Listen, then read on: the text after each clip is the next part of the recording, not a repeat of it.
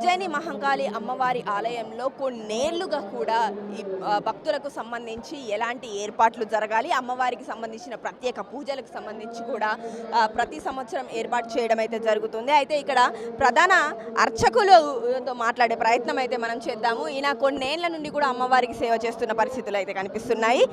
గురుగారు, కొన్ని సంవత్సరాలుగా మేము మిమ్మల్ని చూస్తున్నాము. అంతేకాకుండా వచ్చే భక్తులకు అమ్మవారికి నడుమన మీరుంటారు. సో ఎలా అనిపిస్తుంది అయ్యా? సర్వమంగళ మాంగళ్యే శివే సర్వార్థ సాధకే శరణ్యే త్ర్యంబకే దేవి నారాయణి నమోస్తుతే. చాలా భక్తుడికి భగవంతుడికి ఎప్పుడూ కూడా అనుసంధానం ఉంటూనే ఉంటుంది. మా మహాకాళి అమ్మవారు భక్తుల కోరికలు తీర్చేటువంటి మహత్తరమైనటువంటి దేవత. శ్రీమాత్రే నమః అంటే ఏ తల్లి అయితే కరుణిస్తుందో అంతటే కరుణామూర్తి అయినటువంటి జగన్మాత మహాకాళి కూడా అదే విధంగా అందరినీ ఆశీర్వదిస్తూ రోగులని ఆర్తులని ఎంతో చక్కగా కాపాడుతూ అంతా నిండుగా అమ్మవారు అందరినీ కడుపులో పెట్టుకునేటువంటి స్వరూపిణి జగన్మాత. అయ్యగారు, గతంలో ఇక్కడ ఒక వ్యాధి వచ్చినప్పుడు అమ్మవారిని ఉజ్జయిని నుండి తీసుకొచ్చి ఇక్కడ ప్రతిష్ఠించారు. అప్పటి నుండి కూడా సకాలంలో వర్షాలు పడడం కావచ్చు, ఇబ్బందులన్నీ కూడా తొలగాయంటారు. రీసెంట్గా చూసుకుంటే కొంచెం వర్షాలు పడలేదని ఇబ్బంది పడ్డారు. కానీ బోనాలు స్టార్ట్ అయిన దగ్గర నుండి వర్షాలు పడుతున్నాయి. ఇది ఎట్లా చూడవచ్చు? రైతులకు మీరేం చెప్తారు? చేతికున్న వేళ్ళన్నీ ఒకటే విధంగా ఉన్నాయా, లేకపోతే గడిచే ప్రతిరోజు ఒకటేలాగా జరుగుతుందా?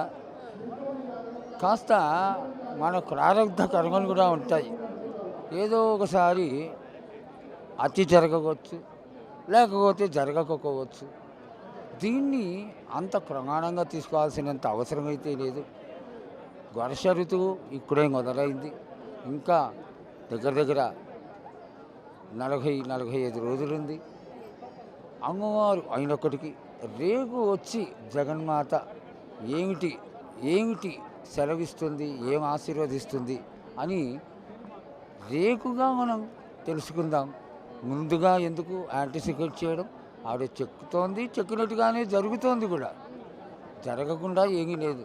కాబట్టి అమ్మవారు ఆశీర్వాదం ఎల్లవేళలా తెలంగాణ ప్రాంతంలో లష్కర్గా గోనాలుగా ప్రసిద్ధి కాంచిన ఈ అమ్మవారి జాతర ఆశీర్వాదంతో మనకి ప్రతి సంవత్సరం కూడా తేటతెల్లం అవుతూ ఉంటుంది.